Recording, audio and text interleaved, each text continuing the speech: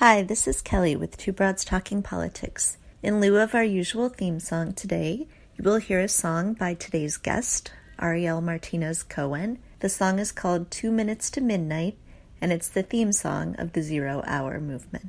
Enjoy!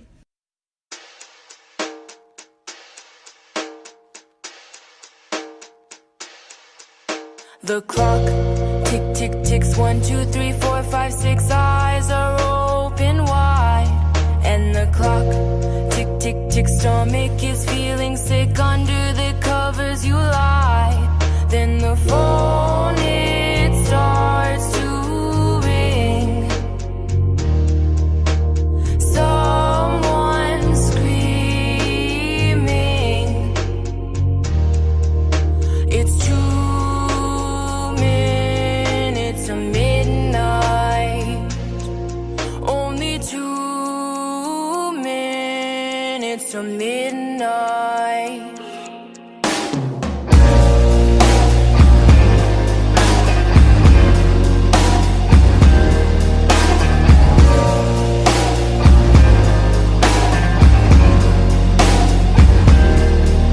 The sweat drip, drip, drips down your face to your lips, sitting straight up in your bed.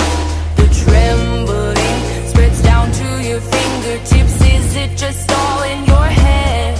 Then the sirens start to wail as the system starts to fail. It's 2 minutes to midnight. Only 2 minutes to midnight.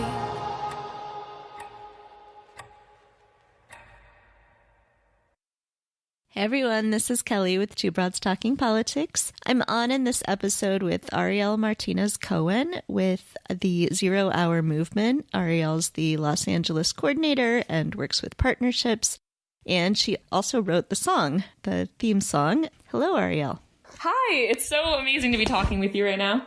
Yeah, I'm really excited to talk to you. Before we started, we were chatting about the difference in weather between Los Angeles and Chicago right now. Right, yeah, I know, it's crazy. We actually did have rain today, but it's nothing compared to the cold you guys have over there. Yes, so Chicago has been bitterly cold, so bitterly cold for the past couple days that I have not left my house. There have been literal icicles inside my windows. Wow, yeah, that's crazy. But let's talk about you. What's your background? Tell us a little bit about yourself and how you got interested in climate change. Yeah, so I guess I'll start from the very beginning. My parents were always kind of aware of climate change, and they always kind of told me about it. My mom did a light bulb drive to change everyone's fluorescent light bulbs to LED to save energy in our community. And even though it was small, she would bring me to the place where she would collect all the light bulbs, and I just got to see that.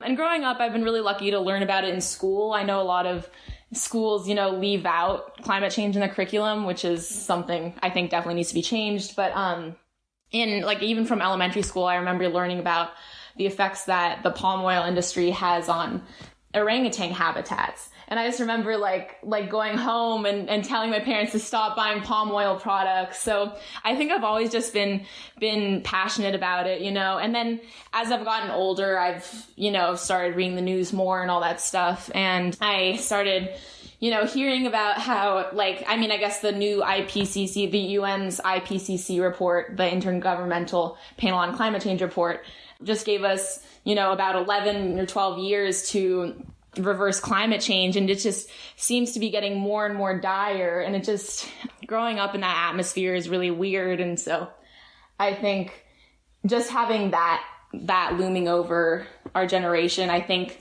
it just, inspired me to get involved. And then I've also been really passionate about music throughout my life. I started writing songs when I was 13, and because I've always been passionate about these issues, I've always written songs about social issues like climate change and other issues that I'm passionate about. And so I my goal is kind of to merge music and activism. I think there's music helps if anything else, it helps relieve people of all the stress of organizing and like just hearing about natural disasters on the news and like people being affected by climate change. It just relieves that stress. It can inspire people. And so my goal is to merge those two things together, music and activism. And so then I joined Zero Hour because I thought it was perfect. I could, I wrote the song for the movement 2 Minutes to Midnight, like you mentioned earlier.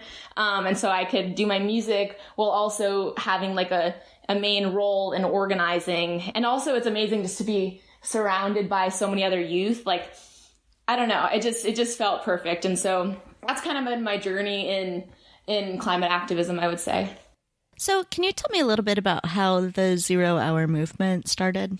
Yeah, it was founded by Jamie Margolin, I think when she was 15, and she got a bunch of activists together. I didn't join until later, but basically she just felt that there wasn't enough of the youth voice in the climate movement, even though we're the ones who are going to be affected the most as climate change worsens in the future. And so they decided to plan the Youth Climate March, and that's kind of when I started to join. At first just was organizing locally. I got together a group of people in LA where I live, Los Angeles where I live. And so I organized a sister march in Los Angeles, and Jamie and all the people in the core team organized the Youth Climate March in Washington, D.C., which actually ended up taking place in 25 cities around the world. And its goal is basically just to, show the youth support for climate justice, the intersectionality of the climate movement.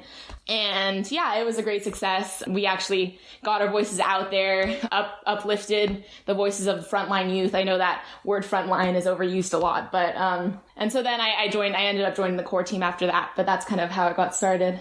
So you mentioned the intersectionality. Can you talk a little bit more about that, sort of what that means in the movement? That's something we don't necessarily hear a lot about, the climate change and intersectionality, but I know it's something that's core to the 0 Hour movement.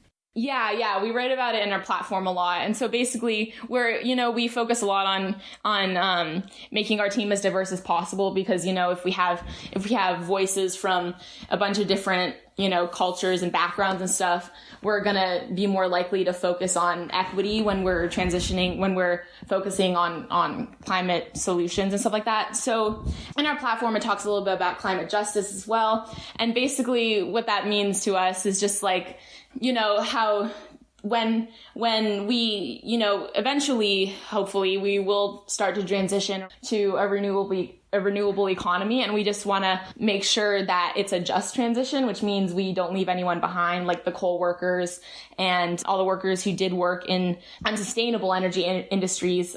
We have to raise them up with us. We also have to raise up the people who have gotten the worst end of climate change as well. Like those people are predominantly people of color, people of lower incomes, immigrants. There's so much, it's all intersected, and that's kind of where the intersectionality word comes from. Like, I guess climate change causes more drought because when temperatures rise, the water from the ground evaporates. And so there's a lot of resource scarcity in a lot of places in the world, causing climate refugees to migrate to look for more resources. And so the refugee crisis can also be connected back to climate change. And, also a lot of oil refineries are placed in communities of color, which is causing health effects, but those are the same oil refineries that are causing air pollution and stuff like that. So it's just all connected, and that's kind of a lot of what we talk about in 0 Hour's platform. Do you find that a lot of youth, a lot of people of your generation are concerned with climate change? Is this an issue that people are talking about a lot? Yeah, I think climate change has been in the news a lot more recently, and my generation is becoming more aware because of that. And I think at my school, people talk about it. Not a lot of people take action. I go to a small school, and so there's not too many clubs around it. And so it's not a big deal. But I think overall, like in the United States, just, traveling around and meeting other youth activists, I really get a sense that, we are starting to talk about it more because it's such a big issue. It's kind of like dire. It feels like life or death if we don't reverse it. in the next few years. So people around your age are either, have just started to vote or are just about to register to vote. Is that something that people are excited about being old enough to vote and participating in political campaigns at that level as well? Yeah, I feel like there's a huge energy. People, I'm extremely excited to vote. I've already pre-registered because in California you can register when you're 16 or pre-register when you're 16. And so I think, people are so excited. The energy around voting has re-sparked, the narrative has kind of changed to be more about wow, one vote actually does matter and we can make a difference through this system. And so I think, people are extremely excited to vote. There's been huge initiatives, even outside of the climate movement, huge initiatives to get youth to vote. And I think it's awesome. Yeah, definitely. So what are some of the things then that your movement and that you would like to see around climate? What are some of the solutions that you're really advocating for? Yeah, so we're really excited about the Green New Deal. We're really, the other kind of youth climate movement, Sunrise, we use their pledge for Congress people to not take fossil fuel money anymore. We used it when we were lobbying last summer. And so we kind of align with their views. And, we really want to see the Green New Deal push through. We just want to also create a safe space for more youth activists to join the movement and to get their voice heard. Because I really think that, as we've been lobbying a few times and stuff, we've seen that as we've talked to these elected officials, the youth voice kind of inspires something, it makes people see the future. And I think that's so important when pushing for climate change. And so that's another thing that we really aspire to do. And what has the reaction been, as you've been doing marches and talking to elected officials? Has this been something that has been positively received? Is there some, pushback? What does that look like? It varies. I think in the media, most of the media that has been reaching out to us to interview a lot of members of Zero Hour, it's been really positive. They've wanted to get our mission out there. When we've lobbied in Congress, it was kind of weird because I went to the two California senators when I was there to lobby and in Washington, D.C. to lobby. And I just remember hearing yeah, we're for the issue, but we can't really do anything right now with the current administration and stuff like that. So it was kind of discouraging. I feel I guess certain outlets are pushing for the urgency around the climate movement. I don't know. It varies, I think. So I don't mean to ask you to speak for all young people, but what's the best way to reach young people? So, what have you guys found as sort of the effective, is there a type of social media? Is it face-to-face? What do people in your generation really respond to? Yeah, I think, we definitely utilize social media. I have to admit I'm on social media for maybe hours a day, it's just what we do to stay connected and stuff. And so I think, really we've done a few campaigns. Zero Hour has done a few campaigns on social media to one of our campaigns was #VoteForOurFutures. And we basically urge people who are of voting age to vote on issues that will protect our futures and make our futures livable. And so we've done a few campaigns like that. And I think also giving youth tangible solutions, because I think a lot of young people really want to get involved, but they just don't know how, and they don't have access to, local organizations, or maybe they don't, I don't know, but I think giving, saying, hey, jump on this call, we're doing this, come join us, really reaching out to them, I think can make a huge difference, either whether that being I think reaching out through social media and giving young people real actions that they can do in their communities will get them on board and get them excited to be working with everyone in the climate movement. Are there actions, if there are any young people listening right now, are there particular actions you would like for them to do, media you would like for them to check out, or anything in particular that you would encourage them as sort of a call to action after this? Yeah, I would say, just as a general note, look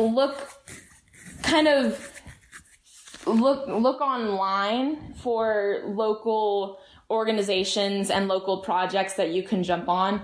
Specifically for 0 Hour, we actually have this new education campaign coming out that we haven't released yet, but we're looking for volunteers, so you can always go on our website or reach out to us, and we'd love to have help with that. But yeah, I think just being open to hearing about different projects and communities, or thinking of some projects on their own, a lot of places don't have solar panels, but they could. I think I'm working on a project to put solar panels on my school, and just even small things like starting a community garden, I think could be really cool. And for the people who are much older than you, like me, what are some ways that we can best support youth in helping with this effort? So I think the best way for adults to support us is just invite us into workspaces and give us opportunities to work, because I think we're ready and willing to work. We just want to be validated, we want to have the opportunity. And so I think that would be really awesome. And do you have suggestions for those of us who have little kids? So I've got a 4-year-old and a 7-year-old. Ways that we can encourage them. What were the things from your own childhood that you felt were really, sort of led you to be an activist, to care about issues like this? I think just following my parents around as they did environmental projects really got me, and just meeting the people that they were working with really got me excited to join the climate movement as I got older. And so I think, of course, I've always had books and stuff about the climate movement, but I think the thing that really inspired me was just seeing my parents in action, because they're my biggest role models. And so, yeah, I think that's the best thing. I obviously am not a parent and I don't know exactly, but that definitely did inspire me the most, I would say. Well, Arielle, thank you so much for speaking with me. I think this is really great. It's really exciting to see so many young people get involved, with so many issues, not just climate change, of course, but also reducing gun violence and all sorts of issues. And I think it's so important to see that and to see people really excited about activism and voting. Yeah, and thank you so much for hosting this podcast. Like what I was saying before, you're giving me the opportunity to speak out. And so, yeah, I appreciate it so much. This is amazing. Of course. And we'll put links to your website and your social media up on our website as well, so people can find that. Certainly for our listeners who either themselves are high school, college age, or who have kids who are high school, college age, definitely encourage them to check it out. Awesome. Yeah, that sounds amazing. Thanks for listening to Two Broads Talking Politics. Our theme song is called Are You Listening? Off of the album Elephant Shaped Trees by the band Immunuri, and we're using it with permission of the band. Our logo and other original artwork is by Matthew Weflin and was created for use by this podcast.